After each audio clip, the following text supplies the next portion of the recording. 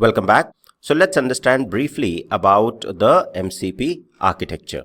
So if we talk about the overview or high-level architectural overview, MCP follows the client-server architecture, where there are three important components. First is the MCP host. MCP host is nothing but, say for example, this VS Code. This is our host wherein we have this GitHub Copilot, okay? Or you have the Claude Code or Claude Desktop. Any similar application, coding assistant, is your MCP host wherein you can install MCP servers, okay?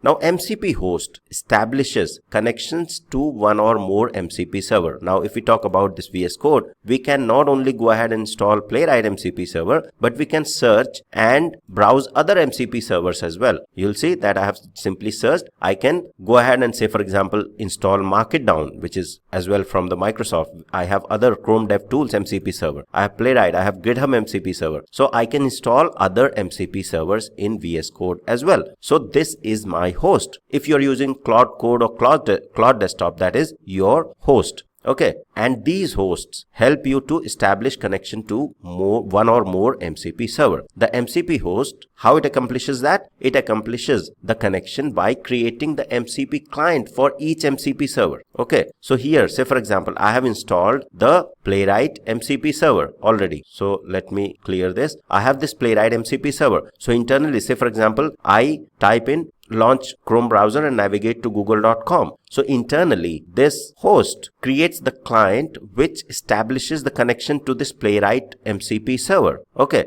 if there is another database MCP server here and I type in something, fetch the data from this database or fetch the data from the database table and provide the table name there. So large language model understands that my intent is to basically search the data from database because I have provided it in the plain English. And with that, it goes ahead, creates the client to connect to the database MCP server. So internally, the client is established or client establishes the connection to the specific Playwright or database MCP server. So that's how basically the host, the client and the MCP server tie in together. So you have the MCP host, AI application that coordinates and manages one or more MCP clients. MCP client is a component that maintains the connection between the MCP server and obtains the context from the MCP server for the host to use. So you have the host, client will establish the connection to the server and then host will be able to use it. For example, here, we don't know internally how the connection is established, right? But then internally when I type in, based on the context, that client establishes the connection to the Playwright server and then is able to perform the browser actions, launch the browser and navigate to the website. If there is something specific to the database, it will create another client, connect to the database and perform the action. That's how basically it works. Then you have the server, which is basically a program that provides context to the MCP clients. So if you see this diagram here, it explains things very clearly. You have the MCP host, which is an AI application, VS Code, wherein you have this GitHub Copilot configured.